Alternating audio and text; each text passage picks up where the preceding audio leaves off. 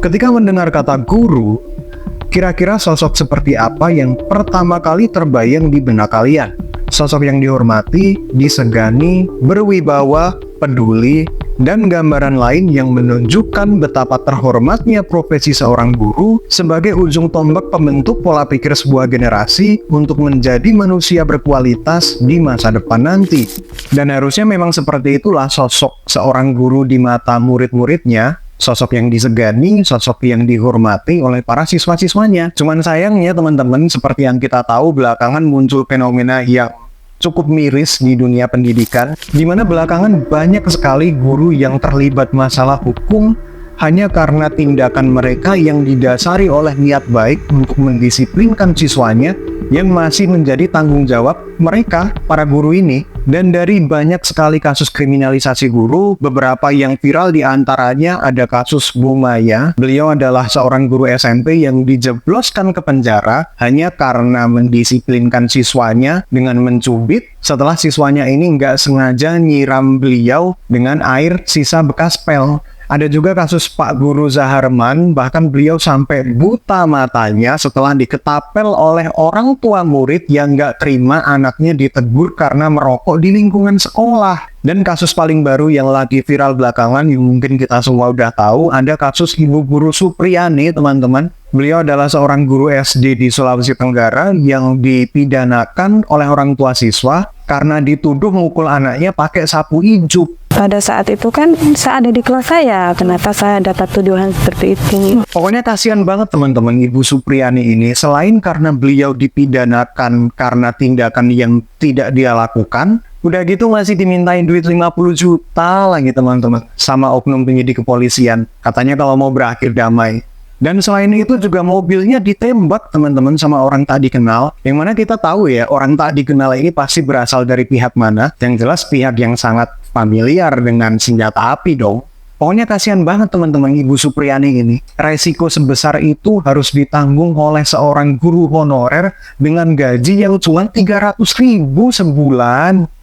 Ya sebenarnya hal kayak gini udah bukan hal yang baru lagi teman-teman. Fenomena kriminalisasi guru ini emang dari dulu udah ada. Cuman yang memperparah kondisi sekarang dibanding dulu adalah selain karena media sosial yang gampang banget memviralkan sesuatu yang bikin guru-guru lain jadi takut untuk melakukan tindak pendisiplinan ke siswanya, juga ini karena salah satu dampak dari penerapan kurikulum merdeka di mana siswa udah pasti naik kelas, udah pasti lulus, nggak ada lagi tekanan, tuntutan, dan target yang jelas dalam belajar, sehingga respect atau rasa hormat mereka ke guru pun juga berkurang karena mereka nggak lagi melihat sosok guru ini sebagai penentu keberhasilan akademis mereka. Akibatnya apa teman-teman? Untuk mendidik oknum siswa yang banyak tingkah, terkadang para guru ini terpaksa melakukan tindakan khusus untuk mendisiplinkan oknum siswa tadi biar dia nggak ganggu kegiatan belajar mengajar. Akhirnya terjadilah fenomena yang kita lihat di sosial media. Ada kasus Bu Maya yang dipenjara, Pak Zaharman yang dianiaya, dan kasus Bu Supriyani yang makin kesini makin melebar kemana-mana.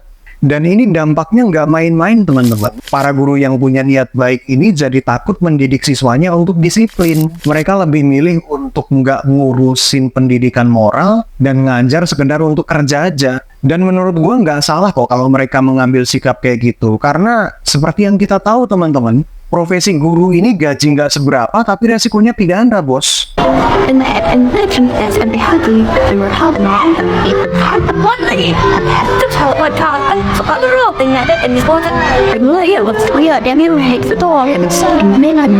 Bahkan belakangan ada kasus yang lagi viral di sebuah SMA di Bandung. Jadi ada dua siswa yang lagi berantem terus ketahuan guru BK, tapi alih-alih ditertibkan atau disidang di ruang BK, mereka para siswa yang berantem ini malah dipersilahkan untuk tarung bebas di tengah lapangan sekolah mereka dan disaksikan sama siswa satu sekolahan.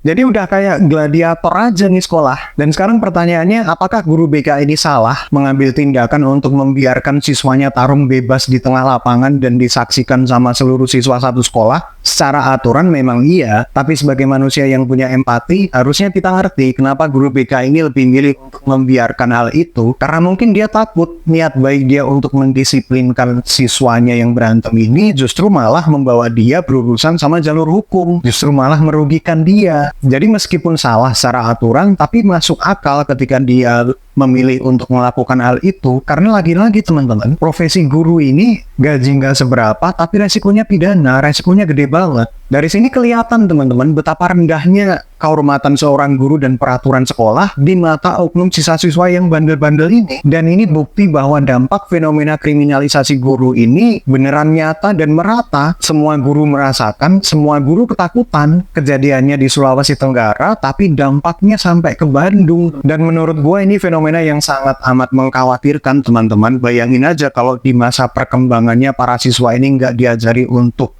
respect dan tunduk pada aturan yang berlaku, mau jadi apa mereka nanti? Bisa jadi yang katanya ada bonus demografi di tahun 2045, yang ada malah beban demografi yang makin nyusahin negara. Makanya untuk menekan fenomena ini biar dampaknya nggak semakin melebar, nggak semakin fatal, menurut gua hal pertama yang harus dilakukan oleh pemerintah lagi-lagi ya mengevaluasi, memperbaiki atau menghapus kurikulum merdeka, berlakukan kembali standarisasi kompetensi yang jelas dan terukur, berlakukan kembali nilai minimal untuk naik kelas, dan terapkan lagi sistem ujian nasional. Karena itu, kita semua prasekolahan, kapan kita belajar?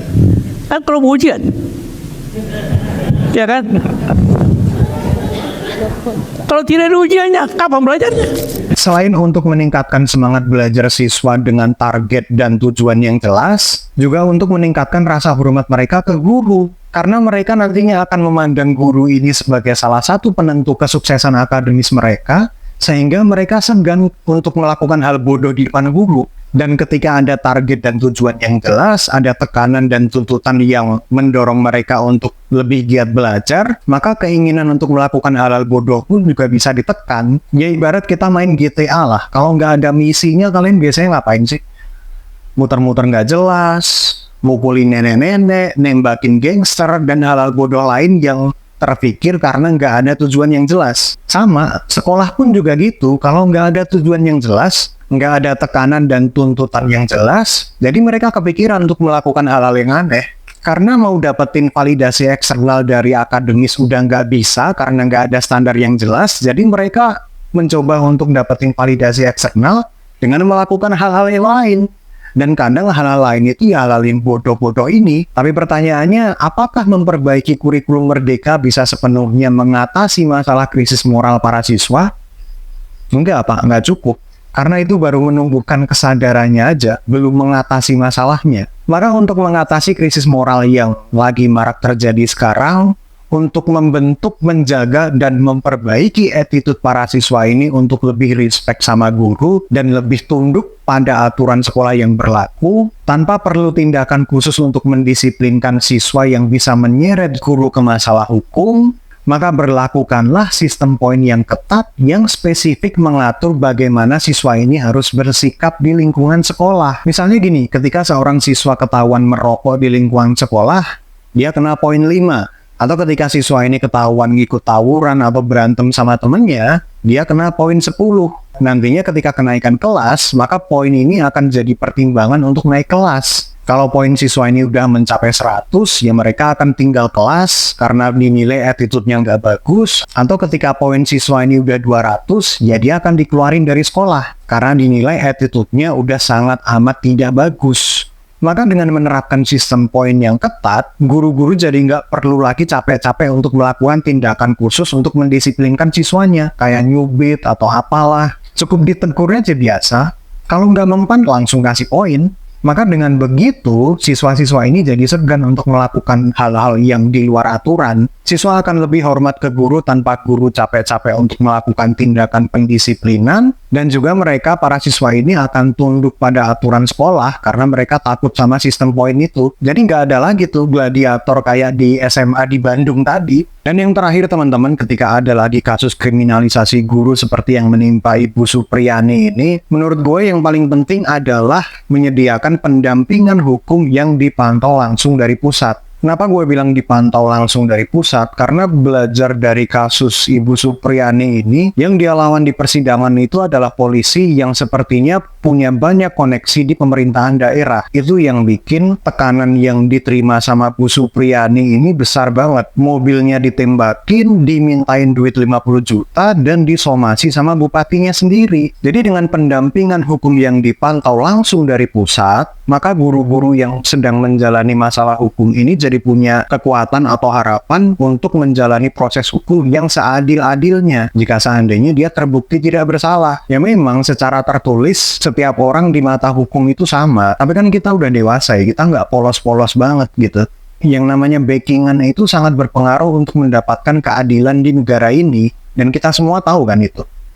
Yaitu sekedar solusi menurut gua pribadi sih sebagai orang awam yang melihat kasus ini dan sebagai orang tua baru yang resah tentang sistem pendidikan yang akan dijalani oleh anak gua nantinya. Dan untuk Ibu Supriyani, gue doakan semoga masalah ini bisa cepat selesai sesuai harapan, bisa mendapatkan keadilan yang seadil-adilnya dan diberikan kekuatan dan ketabahan untuk menjalani proses hukum yang berlaku. Dan pastinya semoga Ibu Supriyani bisa cepat balik mengajar lagi, karena kemenangan Ibu Supriyani atas kasus ini bisa jadi simbol bagi perjuangan para guru untuk mendidik generasi masa depan bangsa ini. Jadi kasus ini emang penting banget teman-teman, dan gue doakan semoga bisa selesai seadil-adilnya. Oke teman-teman, itu aja sedikit opini dan argumen gue tentang fenomena pendidikan yang terjadi belakangan. Gue tahu apa yang gue sampaikan ini pasti banyak celah dan masalahnya, atau bahkan bisa menimbulkan masalah baru. Jadi kalau kalian ada solusi lain atau mau mengevaluasi apa yang gue sampaikan, atau mungkin kalian punya pengalaman pribadi yang pengen kalian ceritain tentang apa yang kita bicarakan barusan, silahkan komen di bawah,